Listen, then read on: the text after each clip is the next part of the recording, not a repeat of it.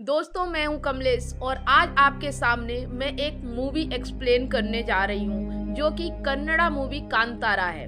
और आज मैं पूरी स्टोरी आपको बताऊंगी कि मूवी किस तरह है। यहाँ पे एक राजा होता है जिसके पास सुंदर बीवी और बच्चे होते हैं। सब कुछ होते हुए भी उसके जीवन में शांति नहीं होती है, लेकिन शांति की तलाश में वह जंगल की ओर निकल जाता है। तभी उसका एक साधु मिलते हैं और वो साधु बताते हैं कि तुम इस जंगल में जाओ, वहाँ पे तुम्हें शांति मिलेगी। वो उस जंगल की ओर निकल जाता है। वहाँ चलते चलते उसे एक भगवान मिलते हैं जो कि आदिवासियों के भगवान थे। उस भगवान को देखते ही उसे अचानक से ऐसा लगने लगता है कि वह अपनी माँ से बात कर रहा है। उसके अंदर शांति आने लगती है। उस शांति के मिलने के बाद वह भगवान को अपने साथ ले जाना चाहता है, लेकिन उसी वक्त एक आदिवासी के ऊपर वह भगवान आकर बोलते हैं कि अगर तुम मुझे ले जाना चाहते हो तो जितनी दूर तक मेरी आवाज जाएगी वहां तक तुम्हें इन आदिवासियों को जमीन देनी होगी। तो वह राजा डील पक्की कर लेता है। वह चिल्लाने लगता है तो जितने दूर तक उनकी आवाज जाती है वह जंगल राजा उन्हें दे देता है और उस भगवान को लेकर अपने राज्य में चला जाता है। राज्य में जाने के बाद वह भगवान को स्थापित कर देता है, उनकी पूजा पाठ करता है और उसे बहुत शांति और सुकून मिलता है। इसके बाद स्टोरी फिर से आदिवासियों के पास आ जाती है। 1970 1947 की कहानी थी और 1970 से स्टार्ट होती है, जहां शिवा का पिता उसे वो स्टोरी सुना रहा होता है। उस गांव में हर साल एक फेस्टिवल होता है गोताखोरा, जिसमें शिवा के पिता को वह भगवान आते हैं। शिवा के पिता के ऊपर वो भगवान आते हैं। शिवा का पिता मेकअप करके भगवान का रूप बनाता है और गांव वाले लोगों की जो भी समस्याएं होती हैं उनका समाधान बताता है। उसी बीच राजा का मेंबर जो उस गांव में आता है वह अपनी जमीन मांगने लगता है, लेकिन वह भगवान बोलता है, जो उसका शिवा के पिता के ऊपर उसके भगवान आते हैं, वो बोलते हैं ये डील बहुत पहले हो चुकी है और ये चीजें उसी वक्त खत्म हो चुकी है, अब तुम्हें ये जमीन नहीं मिलेगी। वह बोलता है कि ये बात भगवान बोल रहे हैं या तुम बोल रहे हो।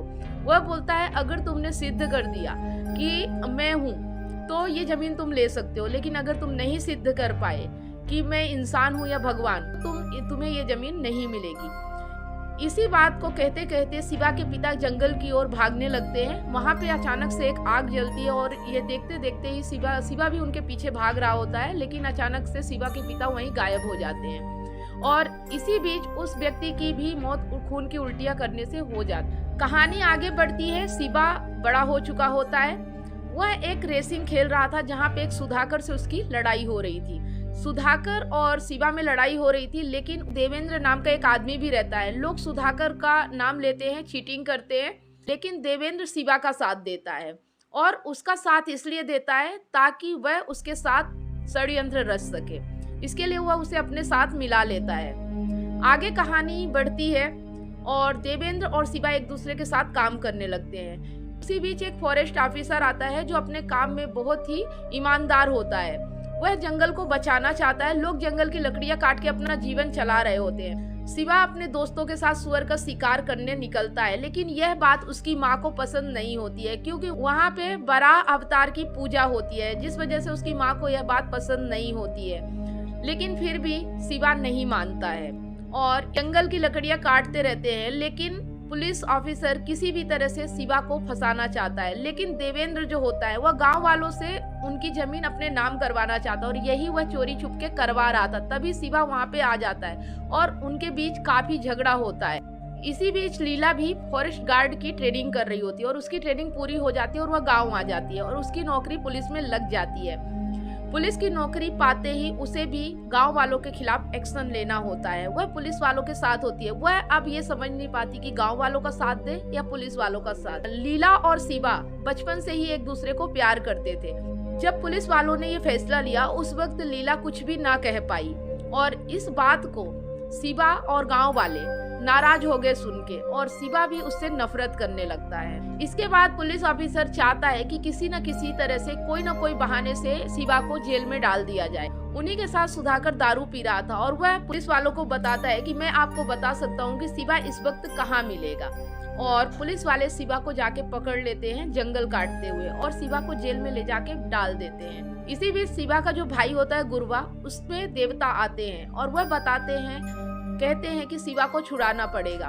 वह शिवा को छुड़ाने के लिए देवेंद्र के पास जाता है और बोलता है कि मेरे भगवान ने आदेश दिया है कि शिवा को छुड़ाना है, लेकिन देवेंद्र गुरवा से कहता है कि बोलो गांव वालों को कि तुम्हारे ऊपर देवता आए हैं और उन्होंने ये जमीन देवेंद्र के नाम करने का बोला है। लेकिन गुरबा ऐसा करने से इनकार कर देता है, जिसकी वजह से देवेंद्र उसका कत्ल कर देता है। कत्ल करके उसे उस जगह छोड़ देता है जहाँ पे पूजा पाठ होती है, ताकि लोग अशुभ माने।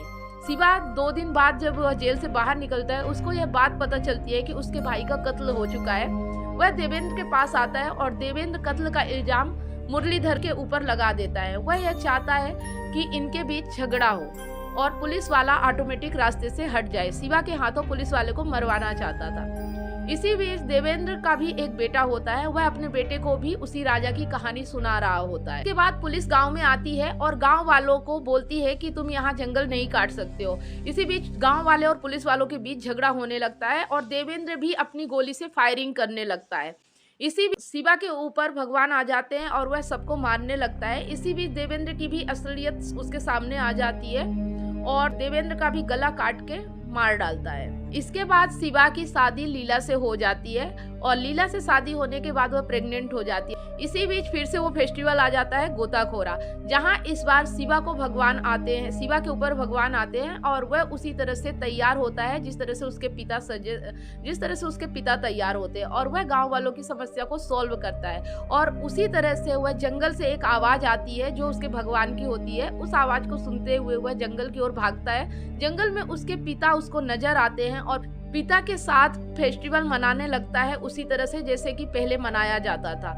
और अचानक से देखते देखते शिवा भी गायब हो जाता है। कहानी का यहीं पे एंड हो जाता है और इस कहानी को बस यही बताया गया है कि जो आदिवासी थे उनके भगवान किस तरह से राक्षसों का सर्वनाश करते थे, दुष्ट लोगों का सर्वनाश करते थे और गांव में हमेशा शांति रखने का प्रयास करते थे। बस ये कहानी उनके कल्चर पे बनाई गई है। यह मूवी हिंदी में आ चुकी है, 14 तारीख को रिलीज होने वाली है, तो आप लोग इस स्टोरी को जाके जरूर देखिए। बहुत ही मजा आने वाला है। कन्नड़ आदिवासी का कल्चर आपको उस मूवी में दिखाया जाएगा।